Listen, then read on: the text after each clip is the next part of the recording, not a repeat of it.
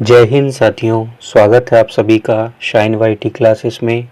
Hindi short hand की practice dictation 100 शब्द प्रति मिनट गति से डिक्टेशन 5 सेकंड में शुरू होगी।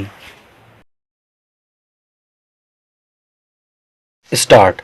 अमेरिका में रूढ़िवादी ईसाइयों की पहली पसंद बनकर सत्ता के शीर्ष पर पहुंचे डोनाल्ड ट्रंप राजनीतिक अलगाव की उस संकीर्णता के बूते खुद को मजबूत दिखाना चाहते हैं जो विभाजनकारी और राष्ट्रीय एकीकरण के लिए हानिकारक हो सकता है। विराम। ट्रंप देश की विविधता को सार्वजनिक रूप से नजरअंदाज करने से भी परहेज नहीं कर रहे हैं। विराम। यह स्थिति दुनिया के इस महान लोकतांत्रिक देश में सांविधानिक, सामाजिक और राजनीतिक संकट बढ़ा सकती है। विराम। राष्ट्रपति Donald Trump Washington national cathedral में आयोजित एक प्रार्थना सभा में शामिल हुए, जहां बिशप मरियन एडगर बडी ने उनसे एलजीबीटीक्यू समुदाय, आप्रवासियों, मंदिर, मस्जिद और गुरुद्वारों के प्रति दया दिखाने की अपील की। विराम। ट्रंप लगातार एलजीबीटीक्यू समुदाय और आप्रवासियों पर निशाना साधते रहे हैं। विराम। ट्रंप के सत्ता में आने के बाद देश में इन समुदायों में अस्तित्व को लेकर गहरी चिंता है। उनसे अपेक्षा थी कि वे बिशप की चिंता पर सार्वजनिक बयान देकर देश में भ्रम की स्थिति को दूर करेंगे, लेकिन उन्होंने ऐसा बिल्कुल नहीं किया। विराम। उन्होंने चुनावी रैलियों की तरह ही सोशल मीडिया पर बिशप मरियन एडगर बडी पर तीखी प्रतिक्रिया देते हुए उन्हें कट्टर वामपंथी, ट्रंप विरोधी कहा और उनसे सार्वजनिक तौर पर माफी की मांग की। विराम। अब अमेरिका में यह आशंका भी गहरा गई है कि ट्रंप संघीय सरकार का इस्तेमाल अपने राजनीतिक विरोधियों के खिलाफ एक खतरनाक हथियार के तौर पर करेंगे। विराम। ट्रंप के राजनीतिक विरोधी डेमोक्रेटिक नेता माने जाते हैं और इसमें अच्छी खासी संख्या अमेरिकी अश्वेत, लैटिन अमेरिकी, एशियाई और अफ्रीकी मूल के लोगों तथा उदारवादियों की है। विराम।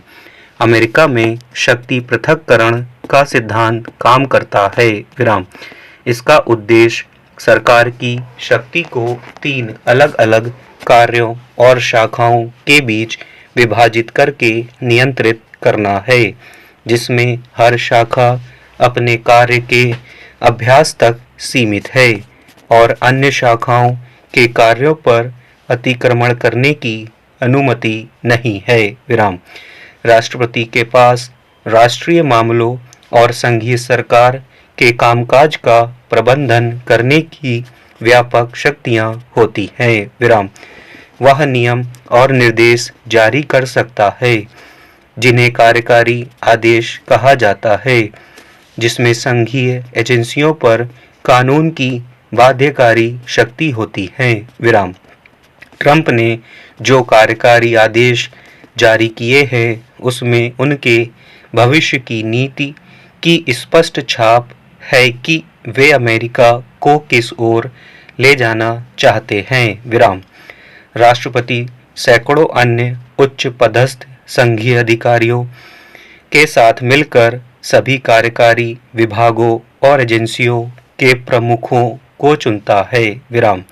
हालांकि अधिकांश संघीय कर्मचारियों का चयन सिविल सेवा प्रणाली से किया जाता है। विराम। ट्रंप अमेरिकी इतिहास के सबसे विवादास्पद राष्ट्रपति हैं, जिन पर अनेक मुकदमे अदालतों में विचाराधीन हैं, लेकिन सुप्रीम कोर्ट के मुताबिक अपने कार्यकाल के दौरान राष्ट्रपति को किसी भी आपराधिक अभियोजन से पूरी तरह से छूट है। विराम। इस वजह से ट्रंप खुद के खिलाफ चल रहे कई मुकदमों से बच जाएंगे, इसकी पूरी संभावना है। विराम। अमेरिका का संविधान कहता है कि राष्ट्रपति को इस बात का ध्यान रखना चाहिए कि कानूनों का ईमानदारी से क्रियान्वयन किया जाए, मगर ट्रंप के लिए ईमानदारी का अर्थ अपने एजेंडे को आगे बढ़ाना है। पैरा राष्ट्रपति को महाभियोग का डर दिखाया जाता है, लेकिन इस मामले में भी ट्रंप बेपरवाह नजर आते हैं। विराम महाभियोग केवल आपराधिक व्यवहार तक सीमित नहीं है, बल्कि अनुचित रूप से कार्यालय की शक्तियों का अतिक्रमण या दुरुपयोग करना, कार्यालय के कार्य और उद्देश्य के साथ असंगत व्यवहार और अनुचित उद्देश्य या व्यक्तिगत लाभ के लिए कार्यालय का दुरुपयोग करना भी इसमें शामिल है। विराम महाभियोग की प्रक्रिया शुरू करने के लिए व्यापक राजनीतिक विरोध और न्यायपालिका की दृढ़ता की जरूरत होती है। विराम इस समय अमेरिका में रिपब्लिकनों के पास कार्यपालिका और सरकार की दोनों विधायिका शाखाओं का नियंत्रण है। विराम इसलिए वे प्रत्येक सदन में उनके विचारों को आगे बढ़ा सकेंगे और उन विधेयकों को कानून बनाने के लिए हस्ताक्षर हेतु भेज सकेंगे। विराम ट्रंप के पास सीनेट में बहुमत है और वे संघीय न्यायपालिका को एक विशेष वैचारिक रुख में आकार देने में सफल हो सकते हैं। विराम ट्रंप का प्रभाव अमेरिकी न्यायपालिका पर भी है, जहां अतिवादी न्यायाधीश उनके पक्षपातपूर्ण एजेंडे को प्रतिस्थापित कर सकते हैं। विराम अमेरिकी लोकतंत्र में निरंकुशता के संकेत मिल रहे हैं और ट्रंप अपनी स्थिति को और ज़्यादा मजबूत करना चाहते हैं। विराम हालांकि अमेरिका में ट्रंप को नियंत्रित करने की उम्मीदें अभी भी कायम है। विराम वहां राष्ट्रपति के कामकाज को जनता 2 सालों में मुहर लगाती है। विराम इसका जरिया राष्ट्रपति के कार्यकाल के मध्य में होने वाले चुनाव हैं,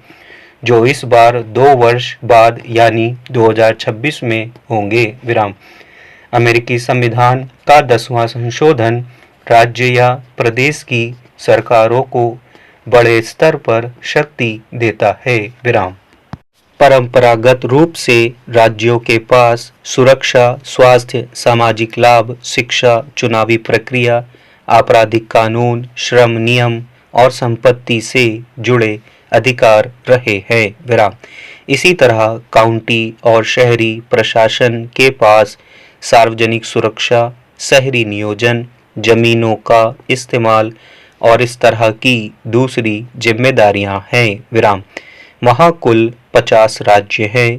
प्रत्येक राज्य एक परिभाषित भौगोलिक क्षेत्र के ऊपर प्रशासनिक अधिकार क्षेत्र रखता है और संयुक्त राज्य संघीय सरकार के साथ अपनी संप्रभुता को साझा करता है। विराम अमेरिका के लोग संघीय सरकार और वे राज्य जिसमें वे रहते हैं दोनों के नागरिक हैं। विराम राज्यों, काउंटी और शहरी प्रशासन के पास ट्रंप की संघीय सरकार की कुछ पहलों का विरोध करने की शक्ति है। विराम मध्य अवधि के चुनावों में आमतौर पर 100 सदस्यीय अमेरिकी सीनेट की लगभग 1/3 सीटों के साथ साथ अमेरिकी प्रतिनिधि सभा की सभी 435 सीटों के लिए चुनाव होता है। विराम देश भर में गवर्नरशिप, राज्य विधानसभाओं, स्थानीय परिषदों और स्कूल बोर्डों